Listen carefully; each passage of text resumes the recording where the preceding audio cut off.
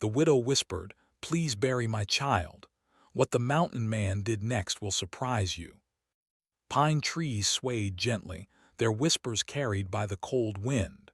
Birds called to one another from hidden branches, their voices like tiny echoes of forgotten stories. But beneath the beauty, the land felt heavy. People from the nearby village rarely ventured this far. They said the valley was cursed, haunted by old magic and forgotten grief. In this lonely place, a man moved with quiet certainty. His name was Kalen, though few dared to speak it. He was called the Mountain Man by those who whispered of him in fear and awe. Broad-shouldered and tall, he walked with the steady steps of someone who had known both solitude and sorrow. His hair was dark and unkempt, streaked with silver like frost on stone. His eyes were sharp, yet distant, as if they carried 1,000 untold stories. He lived alone in a cabin hidden among the rocks, surviving on what the forest offered and avoiding the world of men. Kalen had long stopped caring for the judgment of others, but the valley, though empty and silent most days, held its own strange life. It was as though the mountains watched, the trees listened, and the earth remembered every secret buried within its soil. One morning, as Kalen traced the path along the cliffs, he heard a sound that made him pause. It was a voice, trembling almost like the wind itself had learned to speak. He froze, eyes narrowing through the mist. The voice came again, this time a whisper carried across the stones. "Please help me," it said. Kalen's heart, which had grown accustomed to silence, skipped a beat. He followed the voice down a winding path, the fog curling around his legs. There, at the edge of a clearing, he saw her. She was draped in a long, black cloak, the hood pulled low over her face. Her hands were small, clutching something wrapped in cloth. Even from a distance, Kalen could feel her grief, sharp and raw like the bite of winter air. Her presence was fragile and commanding at once, like a candle trembling in a storm yet refusing to be extinguished. Kalen stopped a few feet away, silent as stone. He had seen many who wandered the mountains, seeking help or escape, but this woman, she carried a sorrow that seemed to reach into the very soul of the valley. I need your help," she whispered again. Her voice cracked. "Please bury my child." The word struck Kalen like a stone. He blinked, unsure if he had heard correctly. "Your child?" he asked slowly, his voice low and steady, like a river moving through deep canyons. She nodded, lifting the bundle in her arms. Even in the mist, Kalen could see the outline of a tiny body, delicate and still. The grief radiating from her was so intense that the air seemed to thicken, pressing against Kalen's chest. Why come to me?" he asked. "I am no priest, no healer. I am nothing for the living or the dead." Her eyes, dark and wet, met his. There was desperation there, yes, but also a strange fire, a demand that cut through his usual calm. "Because you are the only one who can," she said. "I have asked others, the villagers. They fear the curse, but you do not fear." Kalen felt a shiver crawl up his spine. Fearless, yes, but not because he had no fear. He had learned to live with it. He had seen death, had touched the edge of despair. And he had always chosen the solitude of the mountains to keep it at bay. Yet something about her plea, it reached a part of him long buried. "Show me the place," he said finally. His voice sounded firmer than he felt. She nodded, relief washing over her features. She turned and began walking, her steps careful and hesitant, as if she feared the shadows themselves. Kalen followed, keeping a distance, his eyes scanning the fog and the trees. The forest seemed to lean closer, listening. The wind carried the faint scent of wet earth and pine, mingled with something darker, almost metallic. After a time they came to a small clearing. Here, the ground was uneven, roots breaking through the soil like veins. A large stone, blackened by time and weather, jutted from the earth. It was a place that had once been revered, Kalen realized, a burial site long abandoned. The trees here seemed older, twisted, and solemn, as if mourning silently for the lives lost to the valley over the centuries. The widow knelt, setting the bundle on the ground. Her hands shook as she touched the soil. Here is where he must rest," she whispered. I cannot do it myself." Kalen approached slowly, studying her face. He saw the traces of nights spent crying in silence, the deep lines of grief etched into her skin. Her beauty was overshadowed by loss, yet it shone in a strange way, the light of someone who had loved deeply and wholly. "Why was the child taken?" he asked, though he feared the answer. She looked away, tears slipping down her cheeks. "The sickness, the dark illness. It came from the village, from the king's lands. They tried to hide it, but he could not survive it, and I could do nothing." Kalen's fists clenched. He had always hated injustice. Yet in these mountains he had no power to change the world. Still, the rawness of her grief touched him in ways he could not deny. "Let me help," he said, kneeling beside her. "Tell me how I should."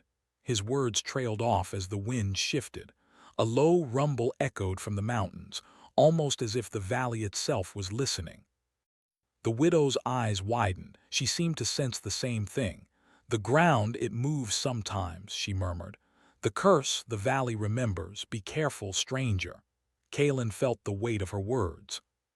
The valley had always been strange, but now it seemed alive in a way he had never noticed. The mist swirled, curling like fingers brushing against their faces. Shadows stretched unnaturally across the roots and stones. It was as if unseen eyes were watching their every move. Still, Kalen began to work. He dug into the earth with his hands, his muscles straining. The soil was cold and damp, smelling of moss and decay. The widow knelt beside him, whispering prayers in a language Kalen did not know. Her words were soft, like a lullaby, and they carried the weight of hope and sorrow intertwined.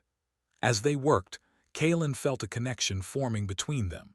He had always lived alone, thinking himself incapable of care or companionship. But now, kneeling beside this grieving woman, he realized he could feel more than solitude. He could feel responsibility, and perhaps even something like love. The air grew heavier as they continued, the mist thickening until the forest seemed almost unreal. The shadows danced in the corners of Kalen's vision, and then a soft sound. It was not the wind nor the rustle of leaves. It was a whisper, almost a sigh coming from the earth itself.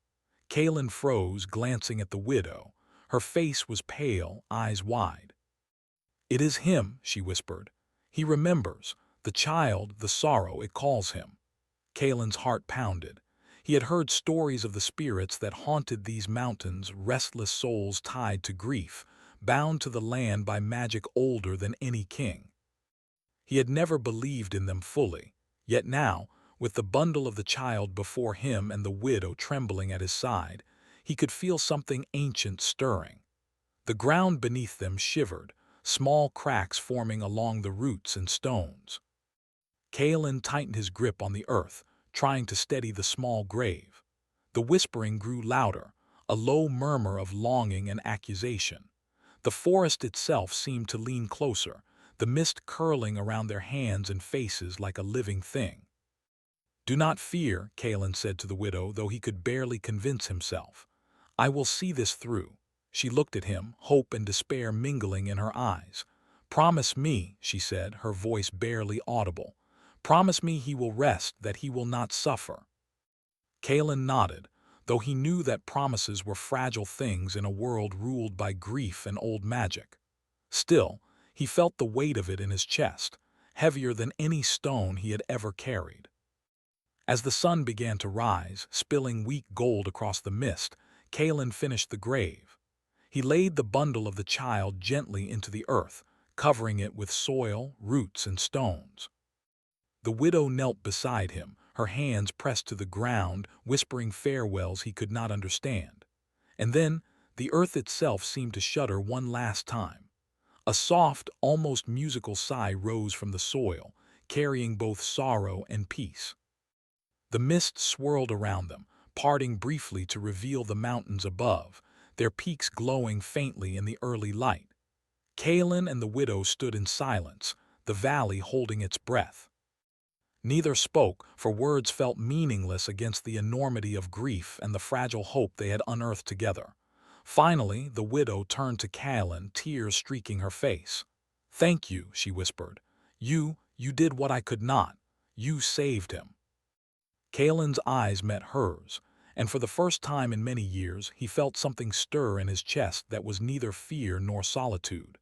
It was connection, fragile and luminous, like the first light breaking through mist. But even as he stood there, watching the widow retreat down the mountain path, he could not shake the feeling that something had awakened. The valley was alive with secrets, old as the stones themselves. And somewhere beneath the earth, something stirred, watching, waiting, remembering. Callan turned to the grave once more, his hands resting on the cold stone. The mist wrapped around him like a shroud. The wind carried a soft whisper, almost a sigh, as if the mountains themselves spoke. "Watch closely, mountain man, for the story has only begun." The shadow of the valley stretched long and dark as the sun rose fully, and Callan knew that his life, and perhaps his heart, would never be the same. The morning after the burial, the valley felt different. The mist clung to the mountains more tightly, curling around trees and rocks as though the land itself had secrets to keep. Callan walked along the path leading back to his cabin, his steps heavier than usual. The memory of the child's small, still body pressed against him like a stone he could not set down. The widow had vanished into the mist before dawn, leaving only footprints and the echo of her grief. Yet Callan felt her presence lingering, as though she had not truly left. He sensed it in the hush of the trees, in the way the wind shifted through the rocks. The valley, once silent and solitary, now seemed to breathe around him. Callan reached his cabin and went inside, but the solitude he had once cherished now felt hollow. He sat by the fire, staring into the flames, seeing not his own reflection but the child's face, peaceful yet touched by sorrow, as though even in death the soul sought justice. A knock at the door shattered the quiet. Callan tensed, instincts honed by years in the mountains alert. Slowly he opened it to find the widow standing there, her cloak damp from the mist, her eyes wide with urgency. "Callan," she said, voice trembling. I need your help again. Please, you must listen." Callan stepped aside, allowing her to enter. He could see the exhaustion etched into her face, but also a fire, a determination that made the shadows in his cabin seem small. "What is it?" he asked, keeping his voice calm. He did not trust himself to reveal the stirrings of worry in his chest. She knelt by the fire, warming her hands. "The child, he is not at rest. The burial was right, the soil sacred, but there is something, a shadow tied to him, something from the old magic of the valley." Callan frowned. He had heard whispers of spirits bound to grief, of magic that lingered in stone and soil, but he had never encountered it directly. Yet as he looked into her eyes, he felt the truth of her words. There was something beyond death that held this valley in its grip. "What do you mean by shadow?" Callan asked cautiously. The widow drew a deep breath. "Long ago, the king of the nearby lands dabbled in dark powers. He sought to bind people to his will even after death. My family suffered because of it. My child, he carries the echo of that curse. He is caught between worlds." Callan felt a chill crawl along his spine. He had spent his life among the mountains, avoiding the affairs of kings and men, but now he realized he could no longer remain apart. He had promised the widow, and promises were heavy, even more so when death itself was involved. "What must be done?" he asked. "You must go with me to the old ruins," she said. Her voice was quiet but firm. "There is a place where the curse began. If we can find it, perhaps we can free him." Callan hesitated. The ruins were dangerous, overgrown and avoided even by the bravest of villagers, yet he could not refuse. He had seen her grief, felt the weight of her sorrow, and somewhere deep inside he knew he could not turn away. "I will go," he said finally. They left the cabin together, moving through the thickening mist. As they walked, the widow told him stories of the past, of kings who had ruled with cruelty, of families broken by fear and dark magic. She spoke softly, as though speaking too loudly would wake something that had slept for centuries. Kalen listened, absorbing every word. Each tale made the valley feel heavier, more alive. The wind seemed to carry whispers, soft voices echoing from stone and root, warning them, guiding them, or perhaps merely observing. By midday, they reached the edge of the ruins. Stones jutted from the earth like jagged teeth, remnants of towers and walls that had once gleamed under the sun. Vines and moss crept over everything, softening the harshness of the stone but not the memory it carried. Kalen's heart pounded. The air here was different, charged with a tension he could feel in his bones. The widow led him to a small stone altar, cracked and worn but still standing defiantly against time. "This is where it began," she said. Her fingers traced the carved symbols on the stone. "The king performed rituals here, trying to claim the lives of those he feared. My family, my child, they were caught in it." Kalen bent over the altar, studying the markings. They seemed to pulse faintly in the mist, glowing with a light that was neither warmth nor cold. He could feel the presence of something ancient, watching, waiting. Suddenly, a sound rose from the earth, a soft moan, almost human, almost childlike. Kalen's hand went to the hilt of his knife, though he knew it was useless against what stirred beneath. The widow knelt, whispering words of comfort to the air. "It's him," she said. "He is trying to speak. The shadow is strong, but he remembers love and sorrow. We must help him." Kalen felt a pull in his chest, a mixture of fear and longing. He had never been close to anyone, never felt the weight of another soul so strongly. Yet here he was, kneeling beside a woman who had lost everything, feeling responsible for a child who had never truly lived long enough to know the world. The widow placed her hand over Kalen's. "We must enter," she said. "The ritual site, the energy there is strong. If we confront it together, perhaps we can free him." Kalen nodded, his jaw tight. Fear coiled in his stomach, but he pushed it aside. He had faced storms, avalanches, and the wilderness itself, but this was different. It demanded more than strength of body. It demanded courage of heart. They approached the altar, and the mist thickened around them, curling like fingers, brushing against their faces. Shadows shifted unnaturally, stretching and twisting along the broken stones. Kalen felt the pull of something deep beneath, an echo of grief and rage. The child's spirit was trapped, tethered to the sorrow that had filled his brief life. The widow whispered words in the old language, words Kalen could not understand but felt in his bones. The air shimmered, and the shadow rose from the ground, forming a shape faint and dark. It was neither fully human nor fully spirit, but its eyes. Kalen would never forget those eyes. Filled with sorrow, with longing, with accusation, they seemed to pierce his very soul. "Do not fear him," the widow said, her hand on Kalen's arm. "He is not your enemy. He is lost and scared. We must guide him, not fight him." Kalen swallowed hard. He had never faced a spirit, but he understood the truth in her words. Anger and fear would only feed the shadow. Compassion, understanding, perhaps those were the tools that could free it. The shadow drifted closer, its form flickering like smoke in the wind. Kalen stepped forward cautiously, speaking softly. "I will help you," he said. "You are not alone." The widow placed her hand over his, guiding his voice, her own whisper threading with his. Together they called to the child, calling him home, calling him peace. For a moment the shadow hesitated. The mist swirled around them, the forest silent, listening.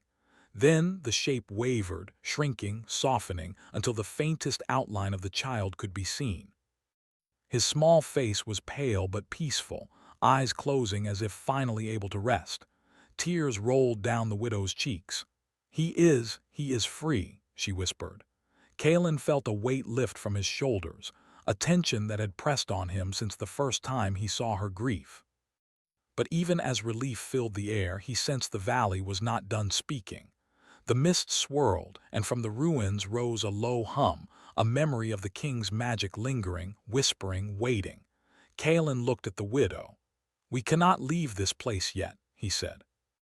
"Something remains, something that does not belong to the child alone." The widow nodded. "The curse is older than any of us. It binds not just him, but the land and all who walk upon it. We have begun, but the work is far from finished." Kaelin studied her, the firelight of the altar reflecting in her eyes. There was courage there, yes, but also fear. She had faced loss and darkness and yet still moved forward. Her strength stirred something within him, a feeling he had long thought lost: hope. Together, they remained at the ruins until the sun dipped behind the mountains, casting long shadows across the broken stones. Kaelin could feel the valley breathing around them, alive with secrets, alive with stories yet to be told. And as night fell, the shadow of the mountain stretched long and dark, and Kaelin knew that the journey ahead would demand more than courage. It would demand trust, sacrifice, and perhaps love. Somewhere in the distance, the wind carried a whisper through the trees, a faint voice that seemed to say, "Watch closely, mountain man, the darkness remembers, and it waits for the next step." The ruins had gone silent, yet the valley around them seemed alive with anticipation. Kaelin and the widow, whose name he now knew was Selene, stayed near the altar until the last light of day had faded, and stars began to prick the night sky. The shadows of the mountain stretched long and dark, a reminder that the land itself remembered every sorrow and injustice. Kaelin stared at the altar, tracing the worn carvings with his fingers. Each line seemed to pulse faintly in the dim light, as if the stone held its own heartbeat. "The shadow is gone for now," he said, voice low. "But the valley, it feels different. Something else waits." Selene nodded, her eyes reflecting the starlight. "The curse was never only on my child. It was tied to the family, to the land, and to those who dared disturb the king's dark work. We have taken the first step, but the heart of it, the source, still calls." Kaelin's chest tightened. He had faced storms, wolves, and treacherous cliffs, but this was a force he could not see or touch. Yet he felt it pressing against him, urging him forward. "What must we do?" he asked, though he already feared the answer. "We must go to the fortress," Selene said, pointing toward a jagged peak in the distance. "It is abandoned now, but long ago it was the heart of the king's dark magic.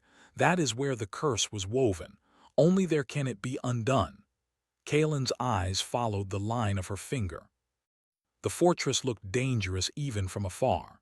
Its walls were broken, towers leaning like ancient teeth. Vines and moss crept across the stones, yet the dark presence that lingered made the air feel heavy and oppressive.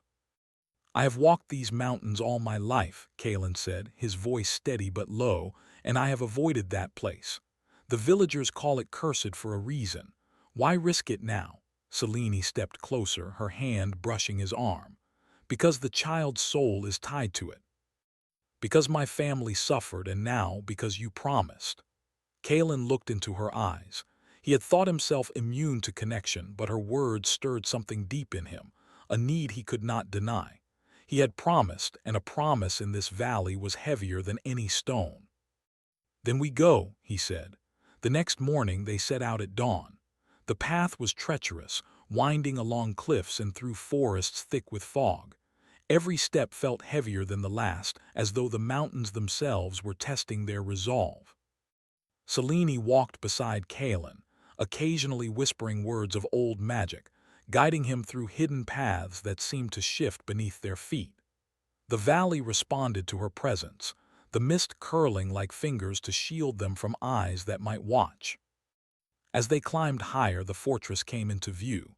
Its walls were jagged, crumbling, yet there was a strange symmetry to the ruins. Kaelin felt a shiver run through him. The place seemed alive, aware of their approach. "This is where the king performed his rituals," Selene whispered, her voice barely audible over the wind. "He tried to claim life and soul, bending people to his will. The power lingers, waiting for someone to finish what he began." Kaelin clenched his fists. The stories Selene had told him now made sense in a way that chilled him. The child, the shadow, the whispering valley, All of it was tied to this fortress, and now they were entering the heart of it. The fortress gate was a massive arch of cracked stone. Kalen pushed it open, the sound echoing like a shout in the silent night. Inside, the air was cold, and the mist seemed thicker, moving with a life of its own. Shadows shifted across the walls, as if the stones themselves remembered the screams and prayers of long ago. They moved carefully, Selene leading, her fingers brushing along the walls. "The ritual room is deep inside," she said. "We must reach it before the shadow fully awakens." Kalen followed, every sense alert. The fortress was full of traps left by time and magic. Crumbling stairs, hidden pits, and stones that seemed to shift beneath their feet tested their every step. Yet they pressed on, driven by hope, duty, and something unspoken growing between them. Hours passed. The fortress seemed endless, a labyrinth of broken corridors and halls. Kalen felt the weight of history pressing down, stories of betrayal, greed, and sorrow etched into every stone. And always he felt the pull, the shadow that lingered, tied to the child, tied to Selene, tied to him. Finally, they reached a grand chamber at the heart of the fortress. The walls were carved with symbols that glowed faintly in the darkness, and in the center stood a circular altar of black stone. It pulsed with a light that was neither warmth nor cold, a heartbeat that resonated deep within Kalen's chest. "This is it," Selene whispered. "The source of the curse. Everything begins here, and everything can end here." Kalen approached cautiously, feeling the weight of the magic in the room. The shadows stirred at the edges, a faint figure flickering in the mist. Its eyes were sorrowful and accusing, a reflection of every grief and injustice the valley had known. "It wants to bind me," Kalen said, his voice low, "to test my heart." Selene placed her hand on his shoulder. "Then show it your courage, show it your truth. Only love and understanding can undo what darkness created." Kalen nodded. He took a deep breath and stepped closer to the altar. The shadow responded, swirling faster, darker, as if challenging him. He felt every memory of failure, every regret, every loss he had buried deep in his heart rise to meet him. And then he saw Selene standing beside him, her eyes fierce and unwavering. Her presence steadied him, anchored him to hope. The bond between them, fragile and new, gave him the courage to face the shadow. He spoke softly, his voice echoing through the chamber. "I do not fear you. I do not hate. I only wish to heal, to free, to give peace where it is deserved." The shadow paused. Its eyes, once full of sorrow and anger, softened slightly. The chamber grew quieter, the pulsing of the altar slowing as though listening. Selene stepped forward, joining her voice with Kalen's. "You are not alone," she said. "You do not have to hold this pain forever. The child deserves peace. The valley deserves peace. Let it go." The shadow hesitated, then began to shrink, folding in on itself, condensing until the faint outline of the child appeared.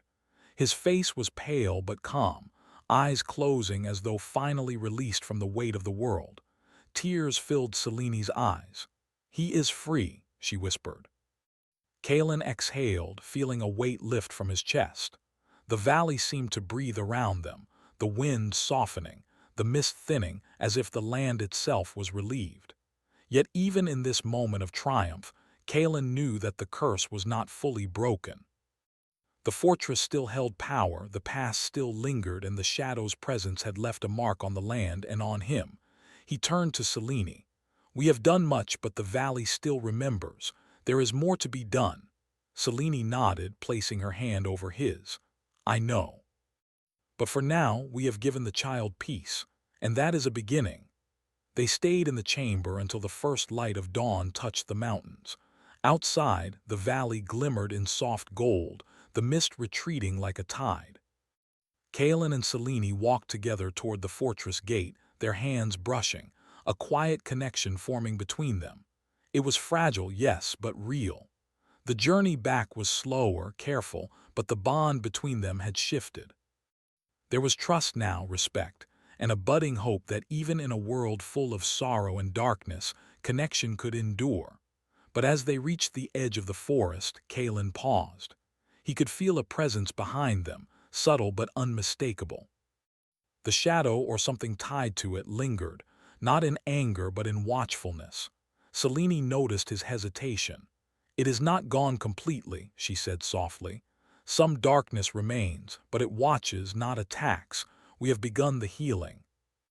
Kalen nodded, though unease lingered in his chest. "Then we must be ready," he said. "The valley has many secrets, and I have a feeling it will test us again." Selene smiled faintly, a mixture of sadness and hope in her eyes. "Then we will face it together." As they walked down the mountain path, the wind carried a soft whisper through the trees, faint but unmistakable. "Watch closely, for the heart of darkness still remembers, and the next choice will be yours, mountain man."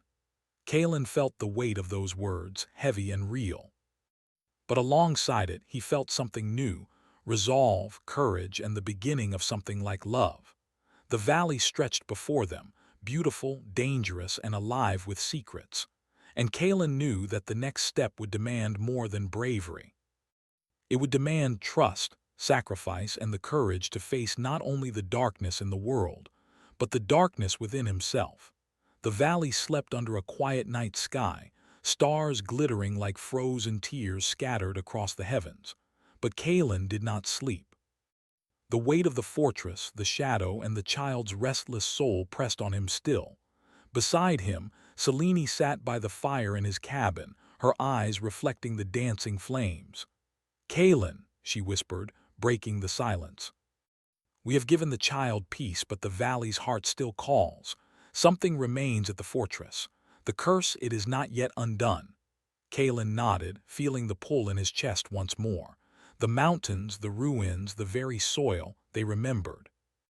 They remembered the grief, the pain, the cruelty of a long-dead king who had bound magic to lives in ways no ordinary human could understand. The valley demanded justice, and it demanded action. "I know," Kalen said, his voice low. "I can feel it, and we will go back. We will face whatever lingers there, together." Selene's hand brushed against his, and a quiet understanding passed between them. It was fragile, this bond that had grown from sorrow and courage, yet it was real. For the first time in years, Kalen felt he did not walk alone. Before dawn, they set out. The mountain path was steep and treacherous, shrouded in mist. Every step seemed heavier than the last, as though the valley itself tested their resolve. Kalen carried a satchel of herbs and charms Selene had prepared, and in his heart, a resolve that was stronger than fear. As the fortress loomed ahead, more formidable than before, Kalen noticed how the air had changed. It was thick, charged with old magic, the remnants of centuries of grief and cruelty. Shadows shifted unnaturally among the broken towers, curling and twisting as though alive. Selene took his hand, her grip steady. "We must be careful," she said. "The magic here reacts to fear, to anger, to doubt. We must move with courage and clarity." Kalen nodded, his eyes fixed on the fortress gate. "Then let us face it with open hearts. Whatever waits, we will not run." The gate creaked open under Kalen's push, revealing the interior hall, dim and cold. Stones cracked and leaned against one another, and the wind whistled through gaps in the walls, carrying the faint echoes of past rituals. Every step they took seemed to stir the air, the shadows shifting and following their movements. They moved carefully toward the central chamber, where the altar had stood before. The circular stone glowed faintly in the darkness, a heartbeat that resonated deep within Kalen's chest. The shadow, now more substantial than ever, lingered at the edges. Its form flickered, a twisting silhouette of sorrow and accusation. Kalen took a deep breath. "We do not fear you," he said, stepping forward. "We seek only to heal, to release what has been bound for too long." Selene's voice joined his, soft and melodic, threading with his own. "You are not alone. You are not the child. You do not need to carry this pain. Let it go." The shadow wavered, twisting and spinning in the air, its form larger, darker, more powerful than before.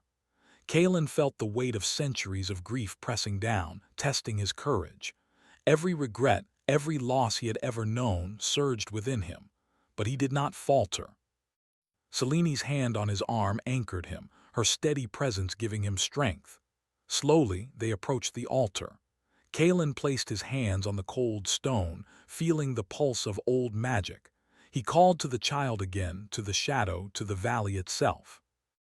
His words were simple yet full of conviction. "You are free. You do not need to carry this sorrow. You can rest." Selene knelt beside him, her own voice blending with his.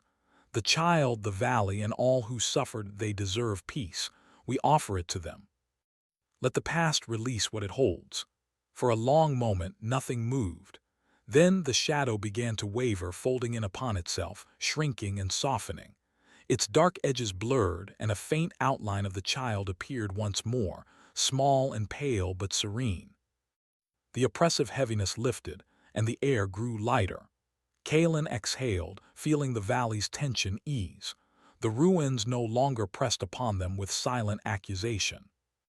The magic that had haunted the fortress for centuries now pulsed faintly, gentle and peaceful, a heartbeat of memory and release. Selene whispered, her voice trembling with relief, "He is free. The curse, it is undone." Kalen felt a warmth bloom in his chest, a mixture of triumph, relief, and something more tender, something he had thought lost to the mountains and the weight of solitude. He looked at Selene and saw the same emotion reflected in her eyes.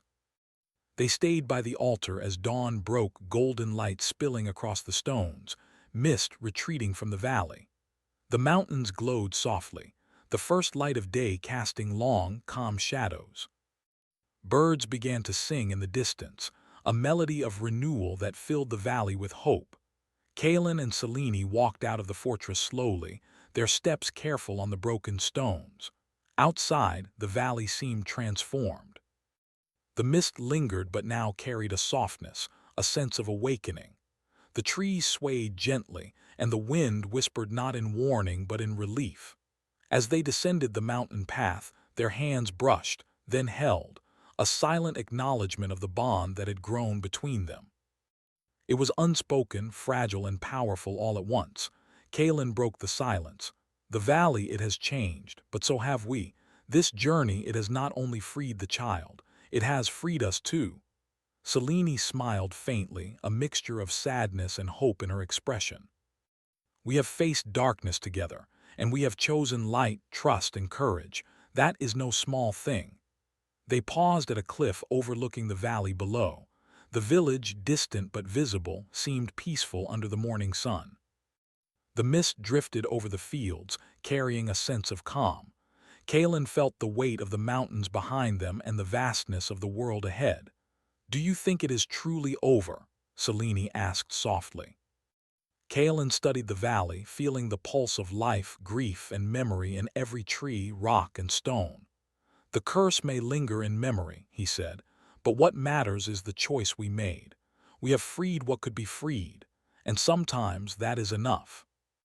Selene nodded, resting her head briefly on his shoulder.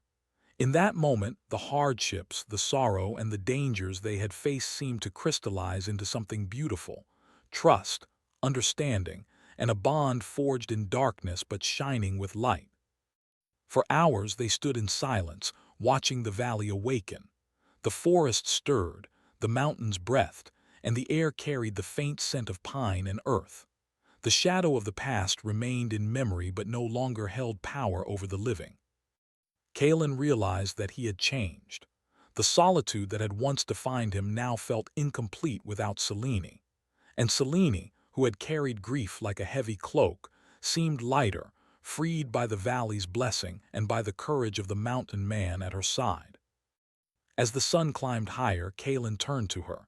"Selene, this journey has shown me many things, about fear, about courage, and about love. Perhaps it is time we no longer walk alone." Selene met his gaze, her eyes soft but unwavering. "Then let us walk together," she said, her voice steady. "Through the mountains, the forests, and whatever life brings, together." Kalen felt a warmth spread through him, a lightness he had never known. The valley around them seemed to agree, the wind carrying their words through the trees, the mountains, and the fields. They descended toward the village, each step confident and measured. The journey had changed them, strengthened them, and bound them together in ways neither had anticipated. The ruins behind them were no longer a place of fear, but a reminder of courage and redemption. Yet Kalen could not shake a final whisper in the wind. It was soft, almost imperceptible, a memory of old magic lingering in the valley. Watch closely, for life always carries shadows even in the dawn. He looked at Selene and smiled. Then we will face them as we have faced everything else, together. The valley stretched below them, alive and vibrant, yet carrying the weight of centuries. But Kalen and Selene walked forward side by side, hearts aligned, ready to meet the future. The mountains watched, the trees whispered, and the air carried a sense of peace at last. In that moment, Kalen understood the truth of the valley, that even in darkness, courage and love could carve a path through shadow, and that redemption was possible, not only for the lost but for those who dared to care, to hope, and to act. And as the sun rose fully over the peaks, the valley, the ruins, and the souls within felt lighter, freed, and alive, just as Kalen and Selene had become. The story had reached its end, but life, as always, would continue, stronger, brighter, and filled with the promise of new beginnings.